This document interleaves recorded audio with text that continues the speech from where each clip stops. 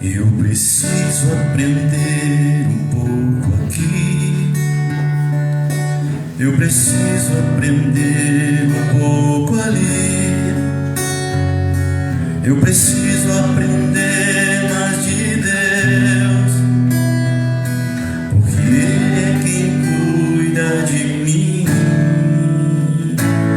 Se uma porta se fecha aqui, outras portas se abrem ali. Eu preciso aprender mais de Deus, porque Ele é quem cuida de mim. Deus cuida de mim.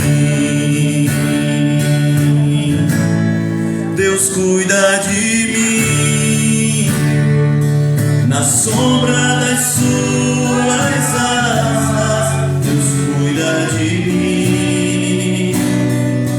E eu amo a sua casa, e não ando sozinho, não estou sozinho, pois sei, Deus cuida de mim. Deus cuida de mim. Na sombra das suas asas, Deus cuida de mim. Olha só, que o salmista Davi, o rei Davi, fala no Salmo 27. O Eterno é a luz que me guia e a fonte de minha salvação. A quem então temerei? Ele assegura a minha existência, o que eu haveria de recear? Se malévolos me atacam e pretendem destruir, tropeçam e caem, ainda que me cerque um exército, não se deixará abalar meu coração. E mesmo que desfechem guerra contra mim, minha fé permanecerá inabalável. Um anseio manifestarei ao Eterno, e sua realização buscarei, que eu habite em sua morada por todos os dias de minha vida, a fim de poder contemplar sua glória e buscar a compreensão de seus mandamentos. Se uma calamidade ocorrer, ele me abrigará em seu tabernáculo, guardar-me-á no recôndito de sua tenda, erguer-me-á acima do cume das montanhas, protegido contra os inimigos que me quiserem destruir. Darei então oferendas de gratidão à sua tenda e entoar-lhe-ei canções de louvor. Escuta, ó Eterno, minha voz, apieda-te de mim e concede-me tua resposta quando a ti eu clamar. Meu coração compreendeu teu mandamento. Buscai minha presença, e tua presença ele busca. Não ocultes de mim tua face, e não me afastes de ti em ira. Tu tens sido meu socorro, portanto não me abandones e não me ouvides, ó Deus de minha salvação. Abandonaram-me meu pai e minha mãe, mas o Eterno me acolheu. Ensina-me teus caminhos, guia-me pela vereda dos justos, protege-me dos que me odeiam. Permita que prevaleça contra mim, não permita, aliás, que prevaleça contra mim o furor dos inimigos que caluniam e trilham as sendas da violência. Eles me fariam desesperar. Não fora minha fé perseverante de que alcançaria neste mundo a bondade do Eterno. Confia, pois, nele, assim fortalecer-á teu coração, por depositares no Eterno toda a tua esperança. Aleluia. Amém? Que maravilha, né? O salmista Davi, como creio que a maioria dos irmãos sabem, Davi foi um homem que sempre esteve disposto a enfrentar grandes desafios.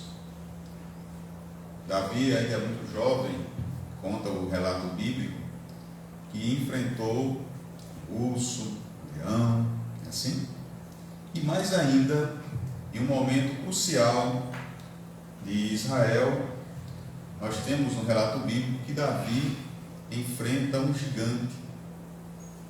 E a grande questão é, será que não havia no exército de Israel homens qualificados, suficientemente capazes de enfrentar o gigante Golias? Certamente que sim. Mas naquele momento específico, apesar do treinamento, apesar da capacitação técnica, aqueles homens estavam temendo perecer diante do gigante Golias. A situação não era uma situação simplesmente de vencer ou perder para o gigante, mas envolvia a rendição completa e restrita de uma nação para que fosse agora ser subjugada por outra. O fato é que, naquele momento, Davi resolve se candidatar a ser o homem a enfrentar o gigante Golias. Davi utiliza de instrumentos que estava habitualmente acostumado a usar. E o texto diz que ele se vale de pedras e de uma funda, um instrumento que lança pedras. Aparentemente, a derrota de Davi já estava tida como certeira.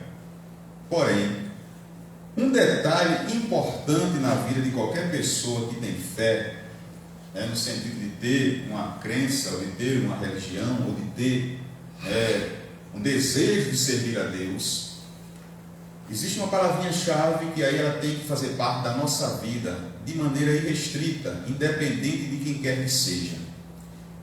Além da fé, você precisa confiar. Isso é muito importante porque muitas vezes nós falamos muito de fé. Tenha fé, creia, tenha fé, não é assim? Bater muito essa tecla da fé, da fé, da fé, da fé. Só que, como se a fé fosse o último patamar que nós devamos atingir. E aí, nós esquecemos que, depois da fé, vem uma palavra que é importante demais para quem quer servir a Deus, que é a confiança. A confiança é entregar a Deus tudo aquilo que nós não podemos fazer ou somos incapazes, da perspectiva das nossas limitações, de realizar. Então, quando nós atingimos esse estágio de confiança, vemos o milagre acontecer. E é o que ocorre com Davi. De um simples pastor de ovelhas, que muitas vezes era deixado de lado pelos demais irmãos, que já estavam no exército de Israel, que já tinham toda uma formação militar ali consignada, estavam defendendo o território de Israel, defendendo a nação, mas faltava-lhes naquele momento, não só aos irmãos de Davi, como a todo o exército de Israel, inclusive ao rei Shaul, a confiança. A confiança vai fazer com que Davi, de maneira, vamos usar a palavra corajosa, enfrente o desafio do gigante Golias naquele momento. E é tanto que Davi não vai lutar contra Golias no seu próprio nome, ele vai em nome de Deus. É assim? Por quê? Porque ele sabia que o desafio era muito maior do que a sua capacidade técnica militar de enfrentar aquele homem, que era um homem acostumado com as batalhas. E quando nós olhamos para esse personagem que sai lá do campo, aparentemente sem a mínima condição de enfrentar um guerreiro, nós percebemos que Davi entra em um estágio, naquele exato momento, diferente de todos os outros que ali estavam.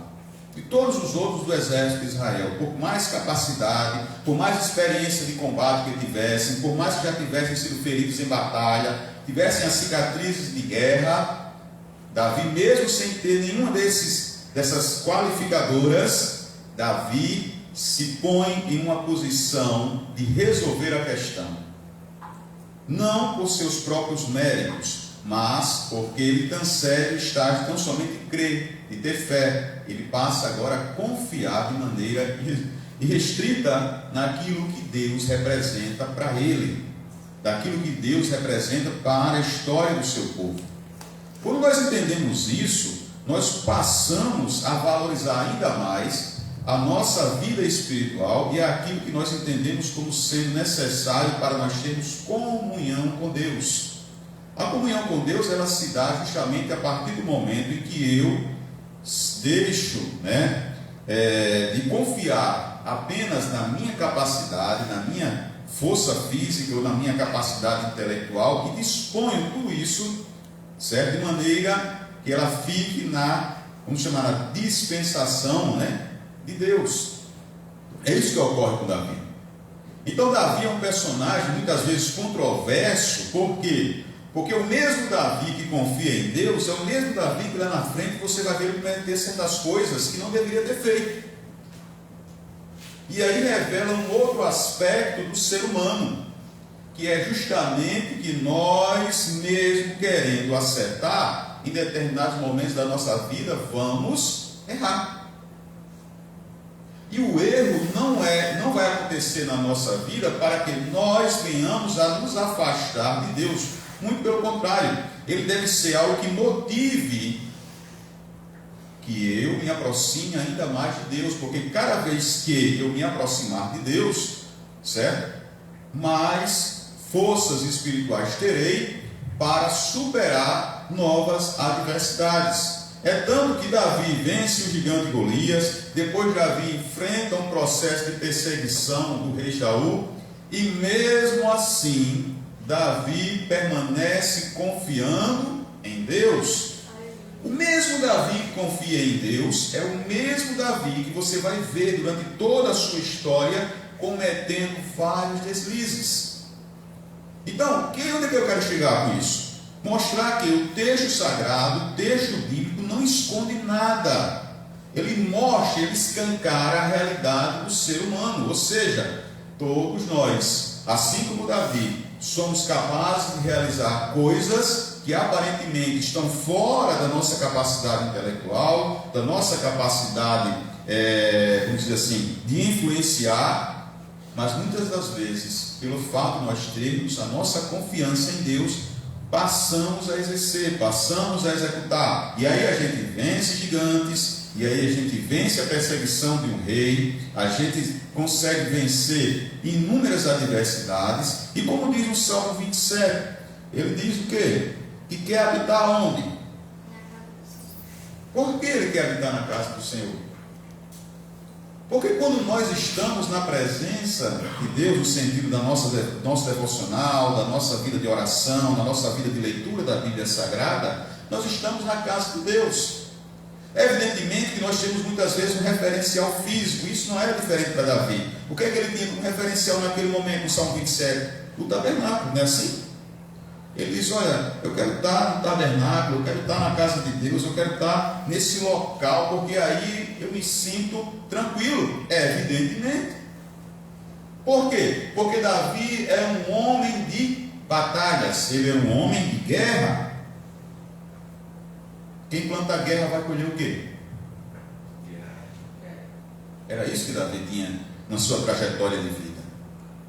Percebem? Se você pegar a história de Davi, do jovem Davi, lá no campo ainda como pastor, até o rei Davi, o Meler Davi, você tem um homem que sempre viveu em constante guerra, em batalhas, das mais diversas, desde aquela batalha realmente de enfrentamento com espada, com lanças, com arco e flecha, com escudo, de se ferir, ou de matar, ou de morrer, mas também uma guerra, às vezes, interna dentro da própria casa. Então a vida de Davi, não imaginem como sendo uma vida especial, super fácil, era tudo mil maravilhas porque ele era o rei Davi, ele era o grande guerreiro de Israel. Não. O que o texto sagrado sempre procura nos mostrar é que nós, nos dias de hoje, não somos diferentes em nada desses personagens que estão aqui.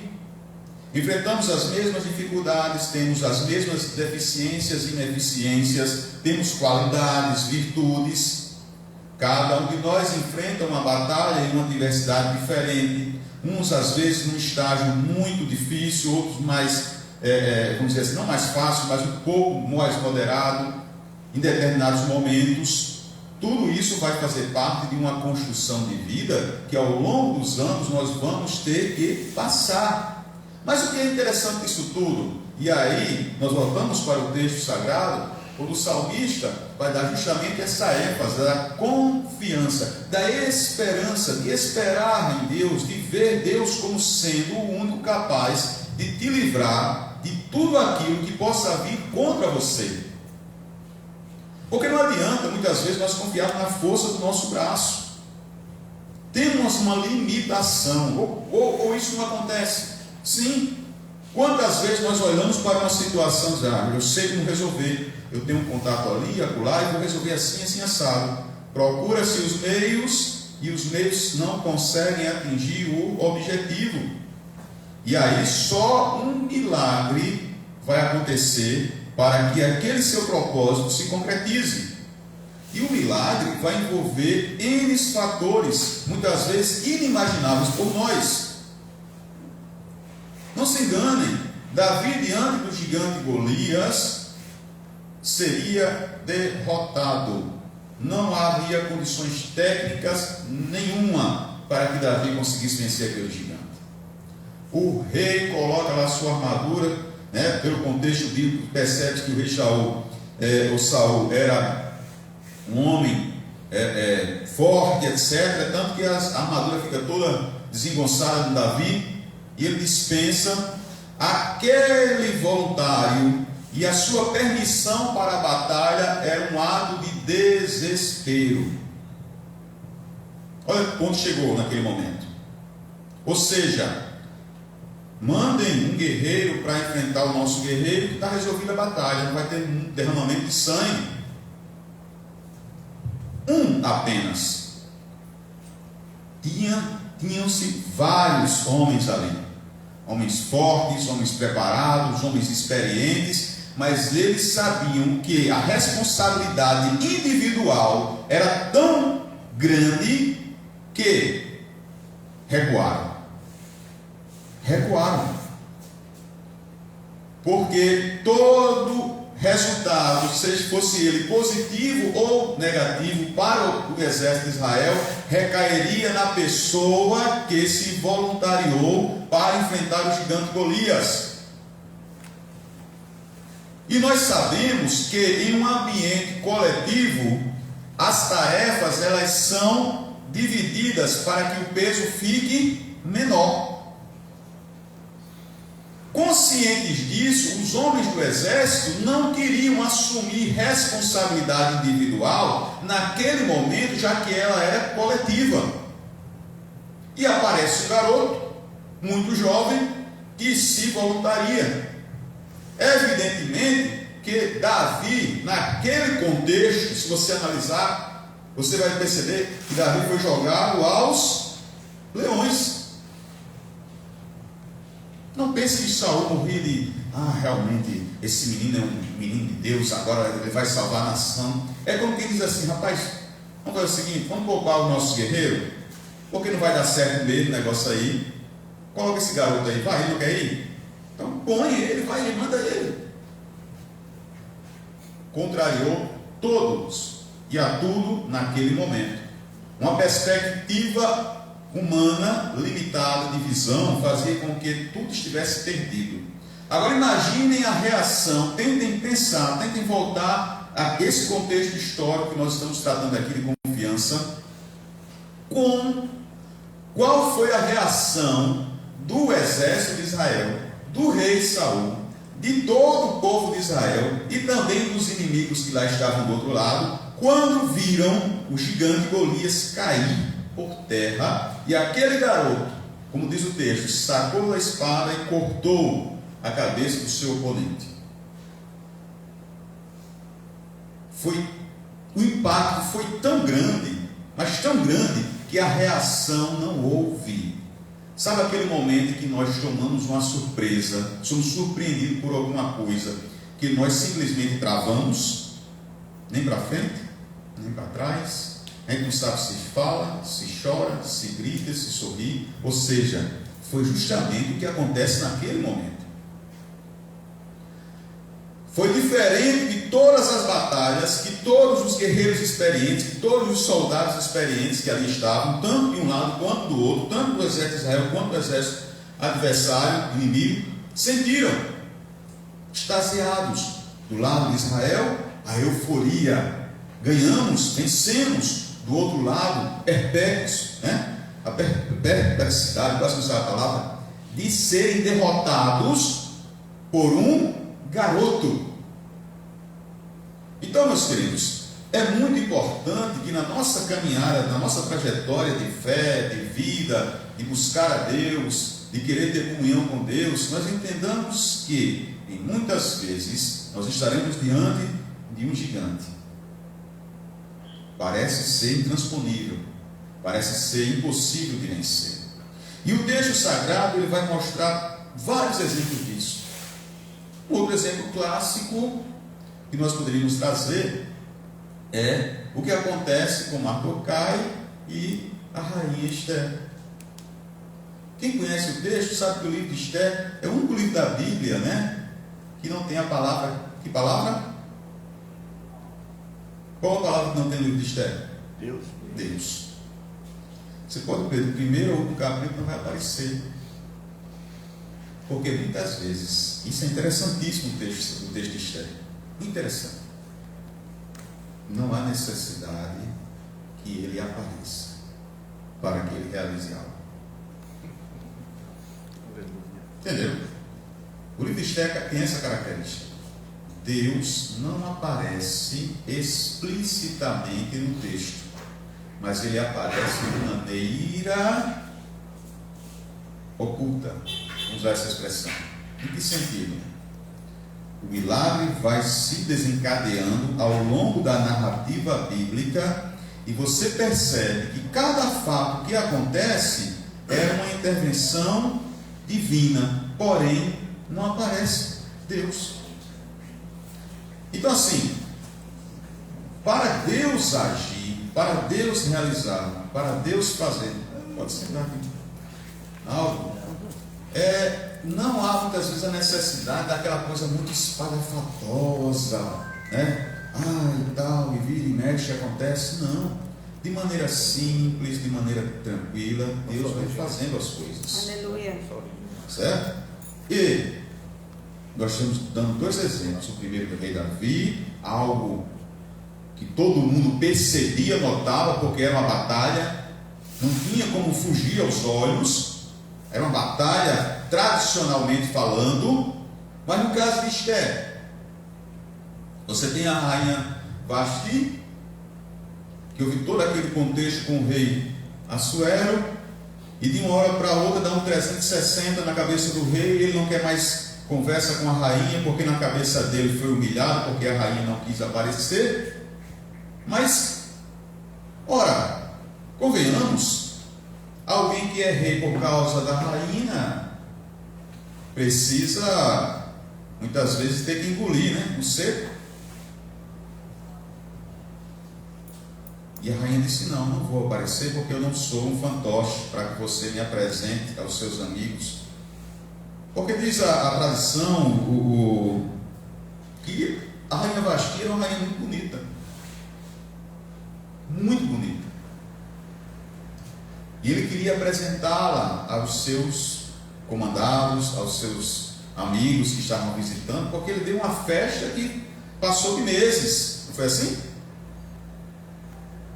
E a rainha certamente não estava se sentindo bem naquele dia, É uma tradição, acho que é o Talmud, não fala na hora que fala, que ela não estava muito legal, a aparência física dela.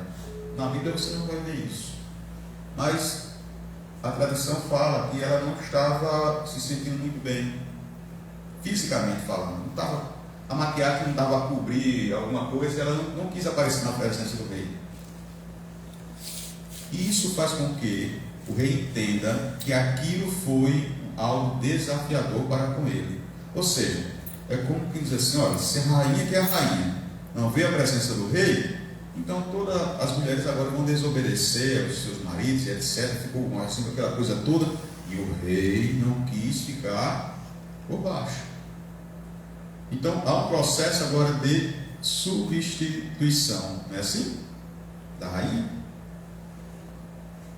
Ocorre que em todo esse processo havia algo que muitas vezes não era perceptível imediatamente, que era que havia um cidadão na corte do rei Assuero que queria fazer mal aos judeus, e ele, na sua mente, já tinha traçado um plano. Observe que agora você tem um inimigo que não está aparecendo. Ele não é aquele inimigo declarado: olha, eu sou teu inimigo, eu quero o teu mal. Não, de maneira oculta. Vocês percebem que o livro de Esther é um livro que traz coisas, vamos usar a palavra mistério no sentido de não estar revelado imediatamente. Nós temos um inimigo que não aparece de maneira ostensiva, direta, confrontando, mas que nos bastidores ele age secretamente para destruir o povo de Israel, aos judeus. E essa figura é conhecida no texto como... Quem lembra o nome? Amã. Amã era justamente esse homem que traçou um plano para eliminar o povo judeu. Há diferença em relação ao gigante Golias, que nós falamos inicialmente? Não há diferença. Ambos queriam destruir o mesmo povo. Ambos queriam fazer um mal a esse povo. Ocorre que os contextos, eles são diferentes, mas a intenção permanece sendo a mesma. Observaram? Mesmo em contexto diferente, a intenção é a mesma: atingir ao povo judeu. E Amã, nesse momento, ocupa essa posição de querer neutralizar aos judeus. As suas razões pessoais faziam com que ele caminhasse para isso. Então todo o processo que vai se desencadear no livro de Esther vai nos levar a uma reflexão importante e interessante, e que nós devemos, vez ou outra, parar para meditar e entender como Deus agiu naquele momento. Ou seja, todo o contexto foi montado, a rainha Vasti sai de cena, entra a figura de Esther, e por mais que Amã fosse e tivesse poder político, influência, acesso, dinheiro, relevância, tudo que alguém nesse plano humano possa ter, ele não contava com um detalhe: ele não tinha a bênção de Deus. Olha que coisa interessante. A força do braço muitas vezes resolve, mas ela é limitada. Ele arquiteta tudo, mas vai ter que andar puxando um cavalo para quem? Então Mardoqueu ou Mardocai, como queiram, ele vai naquele momento começar a incomodar Amã, que por sua vez, não satisfeito, agora traça um plano para enforcar, humilhar, destruir, denegrir a imagem do povo judeu. Mas o texto sagrado diz que as coisas foram se invertendo. Por quê? Porque percebe-se que aquele povo que Amã tanto desejava fazer mal era o mesmo que havia há tempos atrás, na figura do próprio Mardokai, protegido a vida de quem? Do rei. Olha que coisa. E isso não estava de maneira ostensiva, vamos usar uma expressão nossa, de maneira revelada, estava guardada essa informação. E quantas vezes nós nos perguntamos por que uma informação tão importante está guardada e não é exposta? E chegou a hora, quando o rei toma conhecimento daquilo ali, ele reverencia Mardokai, ele toma um posicionamento diferente, e é tanto que ele autoriza Esther a entrar na sua presença. Não é assim? O rei tinha várias mulheres. Esther era mais uma. Naquele contexto, ao fato do rei autorizar Esther a entrar naquele ambiente onde ele estava naquele momento, sem agenda previamente concedida, é mais um ato providencial. Então tudo se volta agora contra aquele que queria o mal dos judeus, do povo de Israel, etc., que era Amã.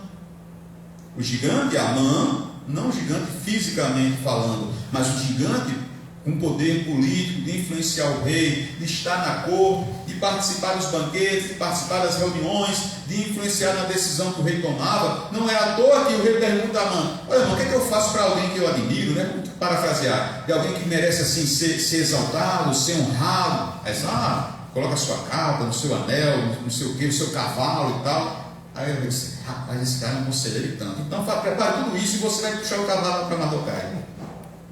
Olha o nível de influência que Amã tinha com esse rei. Era um gigante. O que ocorre nessa história toda? Que o gigante, que preparou inclusive uma forca, terminou fazendo uso dessa forca. É ele que vai ser enforcado. Davi, Esther, Mardokai. 3 personagens bíblicas que nós, de maneira bem sucinta, analisamos hoje, que tem uma história que pode influenciar a nossa vida para melhor. Ambos com falhas, defeitos, caídas, recaídas, pontos altos e baixos, seres humanos normais, mas que tinham algo em comum, e que tem algo em comum com todos nós aqui: o desejo de fazer o melhor para Deus. Se eu tenho a minha Bíblia, né, aqui, que é a minha fonte de orientação, de fé, de vida, e eu não tenho vontade de fazer o melhor para Deus, não adianta. Então a gente precisa, assim como o rei Davi, assim como Esther, assim como Mardokai, assim como tantos outros personagens da Bíblia Sagrada, queremos, desejarmos, temos a intenção no nosso coração de fazer o melhor para Deus. Amém? Eu agradeço demais a oportunidade, que o Eterno abençoe a cada um de vocês, que chuvas de bênção, né, possam ser derramadas sobre as nossas vidas, pois sem Ele nós não somos nada, e com Ele nós somos mais do que vencedores. Deus abençoe.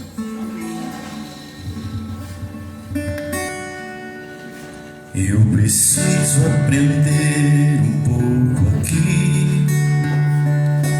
Eu preciso aprender um pouco ali. Eu preciso aprender mais de Deus, porque Ele é quem cuida de mim. Se uma porta se fecha aqui,